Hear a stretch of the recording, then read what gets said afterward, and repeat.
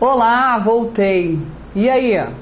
Ética no Serviço Público Federal, regras deontológicas aplicáveis à profissão de servidor público federal. Não é isso que nós estamos vendo? Ok. E aí você começou já a perceber que, olha, não tem nada tão difícil. As questões de prova, nós vamos exercitar lá no módulo de questões. Elas trazem muito texto de lei, uma ou outra é mais elaborada e exige de você um conhecimento, né, um entendimento, mas a maioria ou é texto de lei ou é caso hipotético, entendeu? Tem uns casos hipotéticos assim hilários, né? Do João que chamou a Maria, disse daquilo. Tem uns casos assim muito... tem uma questão que a Maria... ela tem um problema urinário, ela vai constantemente no banheiro, isso no ambiente de trabalho. O João é amigo de infância, e chama a Maria de Maria Caixa d'Água, olha isso, né?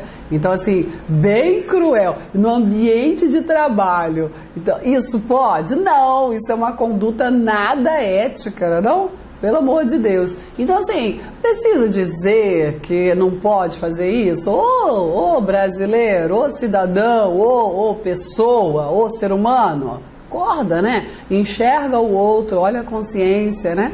Ok? Olha o bullying, né? Como diz as novas tendências aí, é isso. E aí... vamos aí continuar analisando as várias regras. Com certeza esse é um módulo que não vai te exigir um estudo aprofundado posterior, né? Muitos alunos meus falam assim: Claudete, consegui gabaritar a ética só com as tuas aulas. Que bom, porque realmente não é uma matéria difícil, é uma matéria bem tranquila. Vamos lá. O trabalho desenvolvido pelo servidor público perante a comunidade deve ser entendido como acréscimo ao seu próprio bem-estar, já que, como cidadão integrante da sociedade, o êxito desse trabalho pode ser considerado como seu maior patrimônio. Olha só, é claro, eu vejo muita gente discursando, né? Tem gente aí que tem um discurso, né? Bonito pra caramba, mas as atitudes, zero, né? Um discurso 10, uma atitude 0. Então tem muito discurso furado. Outro péssimo hábito é fazer aquele discurso, porque o povo brasileiro é preguiçoso, porque o povo brasileiro não gosta de estudar, porque o povo brasileiro não sabe votar. Você, criatura, quem é que está falando, hein? Você também faz parte desse povo, você também integra esse povo, então não pode você se excluir. Lógico, né? Eu sei que o povo é constituído aí de vários cidadãos, de várias pessoas que têm lá as suas diferenças e viva as diferenças, né? Porque temos que aprender a conviver com elas. E aí, mas você não pode excluir. E o servidor, ele tem que ter essa exata noção, que ele integra, né? Ele é parte integrante da comunidade, ele é parte integrante da sociedade, que o serviço público que ele presta terá como reflexo também ele, integrante desse grupo social. Não é isso? Olha lá. O trabalho desenvolvido perante a comunidade deve sim ser entendido como um acréscimo do seu próprio bem-estar. Você não pode enxergar como algo distante de você, servidor público, né? Lá é o meu serviço, aquelas pessoas são as pessoas que eu atendo. Imagina, é meu caso, né? Eu sou do judiciário. Claro que eu já me vi em alguns poucos processos, graças a Deus, né? Mas eu já me vi como parte autora e como parte ré. Pois é, nunca que eu pensei que eu ia ser réu no processo, né? Parte ré de um processo. E aí, eu estava lá, acusada de calúnia e injúria de difamação. É exatamente isso, né? Olha isso. E adivinha quem me processou? A criatura que plagiou a minha obra. Exatamente. Eu não quis processá-lo, mas ele me obrigou a processá-lo, né? Aí eu ingressei com uma reconvenção. Então, eu digo o seguinte, tem uma amiga minha, que eu não sei se eu já falei isso pra você, que ela falou assim, uma colega de trabalho, Ela falou assim, Claudete, a neurótica, ai meu Deus, tem que fazer tudo certo? Tem que fazer tudo certo? Claro que tem que fazer tudo certo. Ela, Claudete, como eu dou aula para os servidores, né, nas aulas de regime estatutário, ela perguntava, o que eu faço para não ser processada? Eu disse, minha filha, só pedindo exoneração, porque assim, mesmo trabalhando certo, nós somos humanos, né? E eu já vi colega sendo processado por erro da administração, ele tinha feito tudo certo, foi um equívoco administrativo. Então acontece.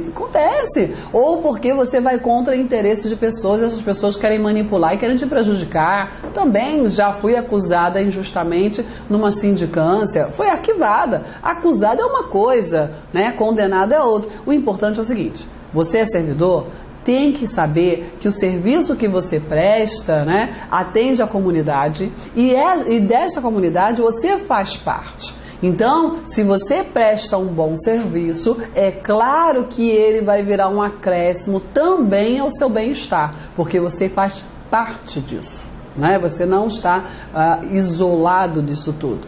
Certo? E aí o êxito no trabalho pode ser considerado o seu maior patrimônio.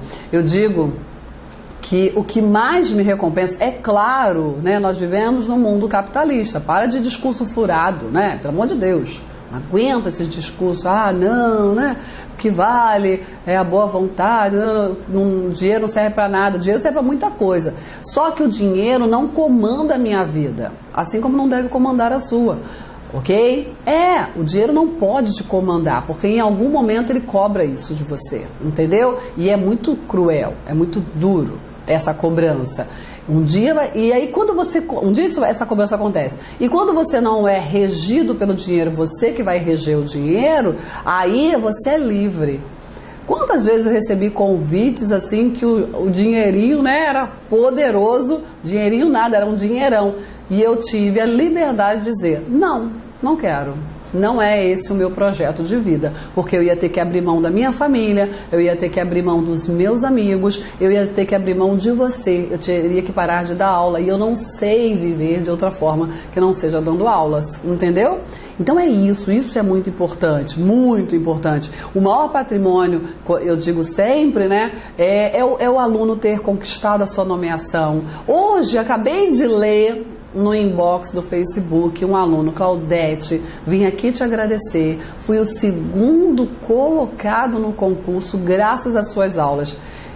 Não tem preço isso, né? Você fazer parte da vida, da vitória de alguém, é bom demais. Eu espero que você me mande essa mensagem também, viu? Tô doidinha esperando isso. Vamos continuar. Olha, ética. Aula de ética eu tenho que me policiar, que senão eu vou, né? A gente não tá um bate-papo bom, né? É legal, envolve toda a família. Vambora, família, estudar ética, porque é uma delícia estudar ética.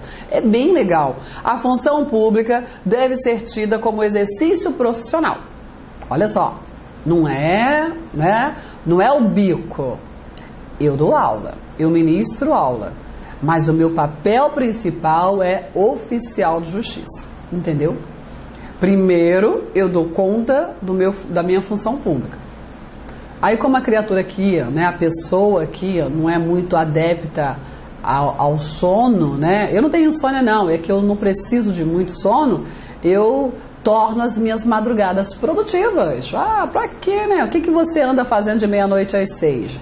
Eu tô lá elaborando aulas, exatamente isso. Final de semana eu gravo, à noite, a hora que der. De manhã cedo, exatamente isso. Por quê? Porque eu sei que a minha função pública é o meu exercício profissional. Ministrar aula, o magistério, é a minha vocação. Quando eu era criança, eu sempre falava, eu vou ser professora, desde sempre. Desde que eu me entendo por gente, eu fazia, eu vou ser professora. Eu dava aula para as bonecas, dava aula para as minhas irmãs, era uma brigalhada danada, mas eu queria ser professora. Mas quando eu vi, nossa, o magistério não está bem, o magistério está mal, vou para o serviço público, vou para o concurso público. E aí, amei o direito, foi aí, depois do concurso público, eu fui fazer a faculdade de direito, amei o direito, e falei assim, opa, Tá aí um caminho bom para o meu exercício profissional. Comecei como técnica, só com nível médio, ingressei na faculdade de Direito, amei o Direito, me apaixonei, e aí ingressei no novo concurso público, porque era essa atividade profissional que eu almejava. Então a função pública, sim, deve ser entendida como um exercício profissional e, portanto, se integra na vida particular de cada servidor público. Não existe isso. O Sérgio Cortella, ele fala muito bem, né, disso. Eu sou fã da sua obra, né? Ele diz o seguinte: não existe essa coisa, eu separo vida, né, a minha vida lá no trabalho da minha vida em casa. Isso não existe. Você não, nem o bipolar faz isso, entendeu? Não faz. Você se aborreceu em casa, por mais que você consiga dominar suas emoções, tenho certeza que quando chega no trabalho, alguém percebeu que hoje você não estava tão bem. Entendeu? Então, assim, e chegar em casa do trabalho é comentar uma coisa ou outra, a coisa mais natural do mundo. Isso acontece, né? O que a gente tem que saber é o limite de cada desempenho nosso, né? E olha, que a vida profissional tem que se integrar na vida particular? Claro que sim. Por quê? Porque você é um ser único. E isso tem que estar em harmonia. Quando a vida profissional se integra à vida particular, você consegue uma harmonia e consegue ser feliz, porque você consegue lidar com as duas situações. E o servidor precisa fazer isso, porque ele vai atender o público. Ele não pode lidar com uma outra pessoa cheio de problemas, cheio de limites. Não pode, ele tem que estar ali por inteiro. Por isso que sim, a atividade profissional tem que se integrar na sua vida particular. Exemplo, às vezes eu não encontro uma determinada pessoa, aí eu vou para intimar, né? Quando eu vou exercer o mandado de intimação, aí eu citar, para uma comunicação. Aí eu volto, não achei. Aí eu começo a perguntar: você quer saber? Toma aqui o meu celular. Aí eu dou o meu celular, eu corro os riscos, né? Tem gente que é sem noção. Já me ligaram no Natal para saber de um mandado, né? Mas aí a pessoa é sem noção, eu falei, agora acabou. Aí eu separei. Mas, faz parte, né? A Claudete é essa. Os fatos e atos verificados na conduta do seu dia a dia, em sua vida privada, poderão acrescer ou diminuir o seu bom conceito na vida funcional. O fato de eu ser professora lá na minha vida privada e não na minha vida pública, com certeza elevou e muito o meu bom conceito na minha vida funcional profissional. Hoje eu sou conhecida como uma professora, a instrutora, aquela não que sabe tudo, eu não sei tudo, mas aquela que busca, aquela que está antenada, aquela que está sempre trocando ideias, vendo as atualizações, entendeu? Então eu sou essa referência, isso é bem legal, isso é esse acréscimo, né, do bom conceito na vida funcional acontece. O que mais? Salvo os casos, isso aqui já caiu bastante em prova, presta bem atenção. Salvo os casos de segurança nacional, investigações policiais ou interesse superior do Estado e da administração pública a serem preservados em processo previamente declarado sigiloso, nos termos da lei, a publicidade de qualquer ato administrativo constitui requisito de eficácia e moralidade, ensejando sua omissão comprometimento ético contra o bem comum, imputável a quem a negar. A administração pública é regida pelo princípio, entre outros, da publicidade. É exatamente isso. Você quer ir lá, quer obter informações, você tem que ter o acesso. A não ser, né, salvo os casos de segurança nacional. Um caso hipotético também bem interessante, salvo engano da ESAF, colocou a seguinte situação. A ESAF era a CESP. Uma repórter foi buscar informação numa determinada repartição pública e o caso, né, sobre o qual ela queria as informações para divulgação, estava sob sigilo, face ser caso de segurança nacional. E aí ela, olha, a questão imensa, né? E aí ela colocava que pelo princípio da publicidade, que rege todos os atos da administração pública, o servidor tem obrigação de lhe atender, tem obrigação de lhe informar, porque a população precisa estar informada dos atos, dos desígnios do administrador público. E aí o servidor se negou a dar informação. E a pergunta é, a conduta do servidor estava adequada ou não? E ele atendeu a pessoa, isso estava muito claro na questão, com muita cortesia, né? Com muita educação. Ele não atendeu ao pedido, mas realizou um adequado atendimento, entendeu? Era essa a análise. Perfeito, perfeito. A não ser que não é caso de investigação policial, não é caso de segurança nacional, não tem interesse superior do Estado de administração envolvido, não foi previamente declarado sigiloso, porque tem que ter isso aqui tudo, e mais esse dado objetivo. Tem que ser, acabei de perceber que é de segurança nacional, acabei de perceber que esse processo é sigiloso, aí dá a impressão que é casuísmo, né? Que, pra mim, agora você tá falando que é sigiloso. Até agora não era. Como assim? Entendeu? Previamente declarado como sigiloso. Cuidado com esse dado objetivo.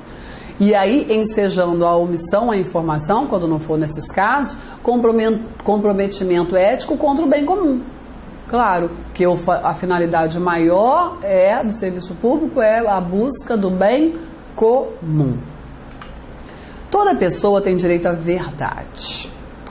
Toda pessoa tem direito à verdade. A gente está carecendo de verdades. Né? O servidor não pode omiti-la e nem falseá-la, ainda que contrário aos interesses da própria pessoa interessada ou da administração pública. Nenhum Estado pode crescer ou estabilizar-se sob o poder corruptivo do hábito do erro, da opressão, da mentira, que sempre aniquilam até mesmo a dignidade humana, quanto mais a de uma nação. Isso aqui é de arrepiar, não é não? Eu já vivi e vivo muito isso. Oficial de justiça, eu dou sempre exemplo da minha vida porque na hora de você fazer a questão da prova, você vai lembrar dos meus exemplos. O oficial de justiça, o que ele mais dá, né, o que ele mais leva é uma verdade doída, é uma notícia péssima, né? Então, por mais que a verdade seja cruel para aquela pessoa que você está ali falando com ela, olhos nos olhos, entendeu? Tem que ser. Certa vez eu fui realizar um despejo, esse foi para mim o mais complicado, de uma senhora e sua filha, né? Filha já maior, já 20 e tantos anos. E essa senhora, ela era portadora de necessidades especiais, ela não tinha uma perna e não tinha os dedos da mão. E aí ela já estava lá há uns mais de 10 anos num processo de despejo e foi adiado. E aí ela falou assim, não, eu não vou sair, senhora, a senhora vai ter que sair, não tem mais o que fazer, porque a filha se valia da condição dela para não cumprir as ordens judiciais. Olha, não tem mais o que fazer, não tem outro jeito, vai ter que sair, entendeu? Lógico, dei toda a assistência que eu podia dar, né? Não é fácil, mas a verdade tem que ser colocada. Isso é muito importante. Uma outra vez, uma senhora, esse fato chegou até a ser hilário, ela era uma reintegração de posse num terreno e do ex-marido dela, e aí e lá tinha uma dúzia de galinhas mesmo, as penosas, né? Aí, assim, quando é cavalo, cachorro, né, tem os órgãos próprios que recebem para você esvaziar o imóvel e reintegrar o autor. Só que galinha, quem é que recebe galinha para cuidar? Depósito público? Não recebe, minha senhora. Aí eu já era a terceira ou quarta oficial que estava trabalhando, né, tentando cumprir aquele mandado, e ela estava revoltada, achando que ninguém queria dar conta resolver o problema dela. Aí quando eu fui ver qual era o problema, eram as galinhas, porque ela se recusava a ficar como depositária. Eu disse, minha senhora, olha só, a verdade é uma só. Ou a senhora fica como depositária, ou a senhora não vai ter terreno, ou a senhora arranja alguém para ficar como depositária, não tem outro jeito.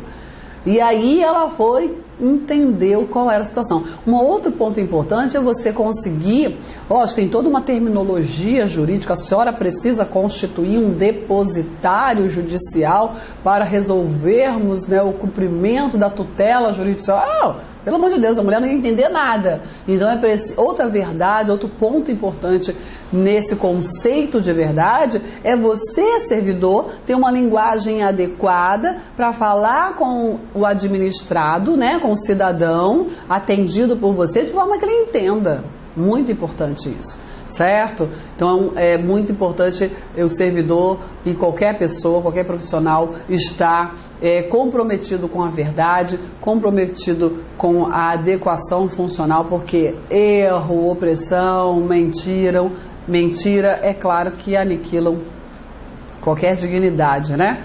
Ok? Quantas vezes a gente chega lá, num determinado lugar, conversa com a pessoa fala assim, não, mas não me falaram isso não. Aí você, mentira. Isso é muito cruel. Mais uma regra do Código de Ética. A cortesia, a boa vontade, o cuidado, o tempo dedicados ao serviço público caracterizam o esforço pela disciplina. Tratar mal uma pessoa que paga seus tributos direto ou indiretamente significa causar-lhe dano moral. Isso já caiu em prova, cai muito em prova. Tratar mal uma pessoa que paga seus tributos, direto ou indiretamente, significa causar-lhe dano moral. Da mesma forma, causar dano a qualquer bem pertencente ao patrimônio público, deteriorando por descuido ou má vontade, não constitui apenas uma ofensa ao equipamento e às instalações ou ao Estado, mas a todos os homens de boa vontade que dedicaram sua inteligência, seu tempo, suas esperanças e seus esforços para construí-los. Então, olha só, nós temos aqui nesse inciso várias regras, né, várias regras de bom senso. Cortesia, boa vontade, cuidado, tempo dedicado ao serviço e caracterizam aí a disciplina. Quando você for nomeado, você vai vivenciar muito isso. O serviço público, os servidores públicos, infelizmente, eles têm uma fama péssima, nós temos essa fama péssima de tratar com desleixo, de não trabalhar de forma adequada. Só que eu vou te dizer uma coisa, de trabalhar pouco ou quase não trabalhar. Só que eu vou te dizer uma coisa, já mudou muito. Com a Constituição de 88, a exigência do concurso público, cada vez mais concorrido esse concurso público, o que está acontecendo?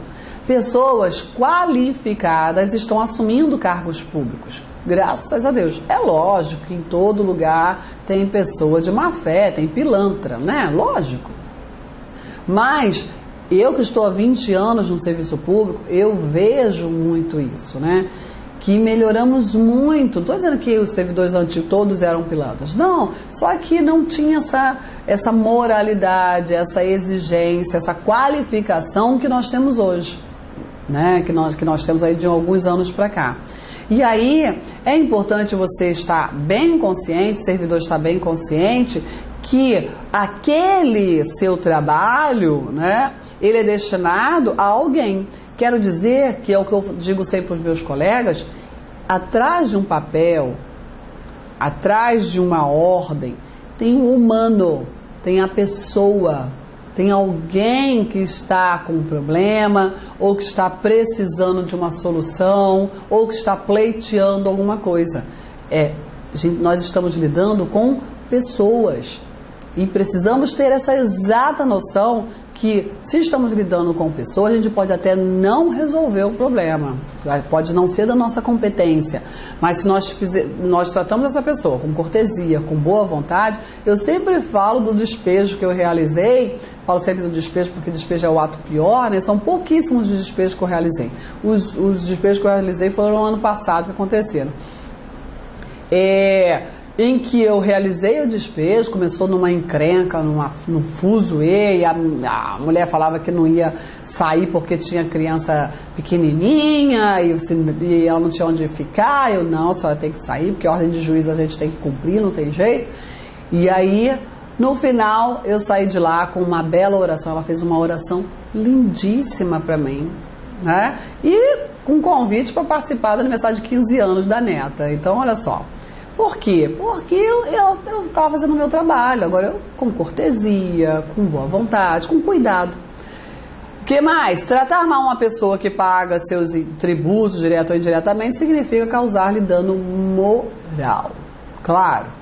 Da mesma forma, causar dano a qualquer bem que pertence ao patrimônio público. Olha só, aquele bem, aquele patrimônio, alguém se esforçou para construí-lo. Certa vez, um colega, assim, num momento muito infeliz, ele, né, que tinha se desentendido com a chefia, riscou, danificou, né, a mesa de trabalho. Pegou a caneta e... Olha só, você não atingiu o chefe, você... né, desrespeitou quem construiu essa mesa. Não, com certeza. Olha os marceneiros, né? Olha o trabalho manual. Olha, vamos respeitar o trabalho do outro, por menor que seja. É uma ofensa não só, né, à estrutura, mas é uma ofensa às pessoas.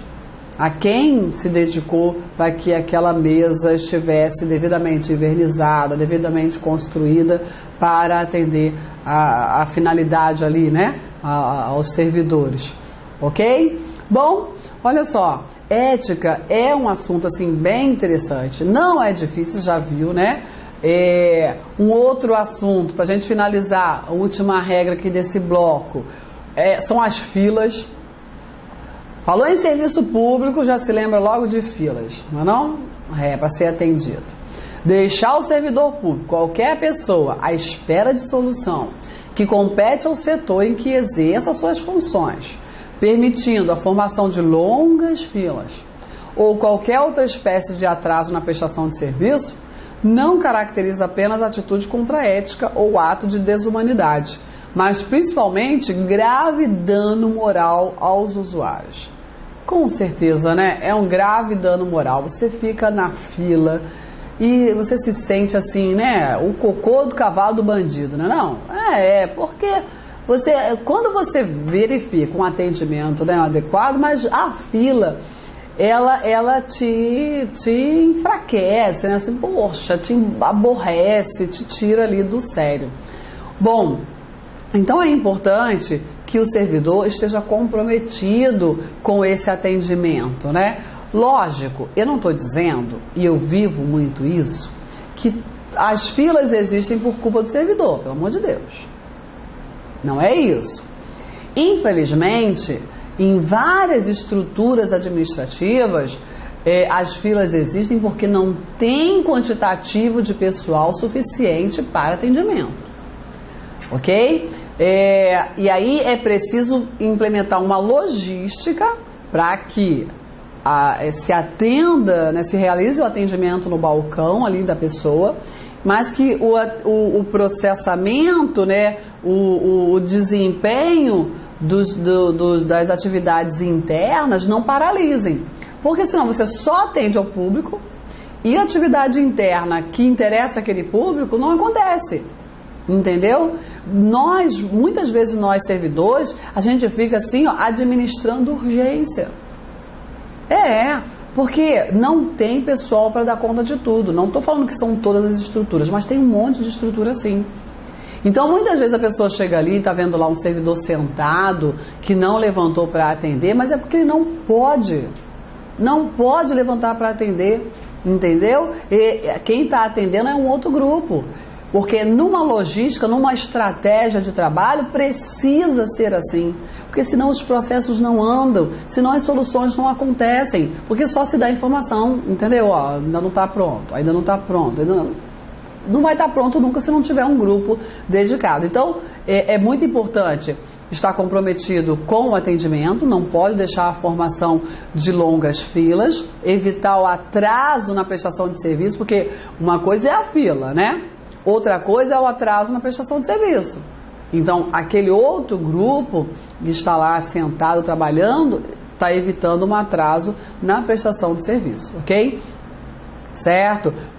Sob pena aí de ser considerado um ato de desumanidade e ainda um grave dano moral aos usuários do serviço público.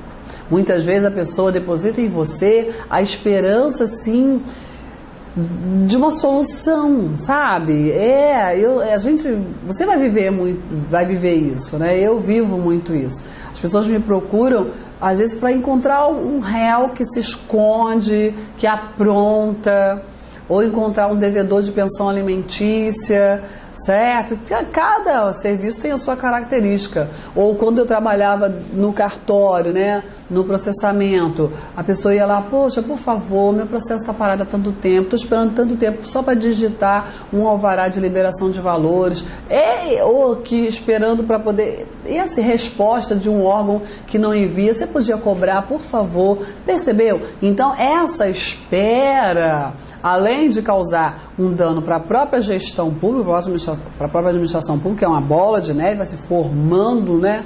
Uma coisa, vai crescendo o trabalho sem solução, também traz aí vários é um dano moral mesmo para quem espera e precisa desse atendimento.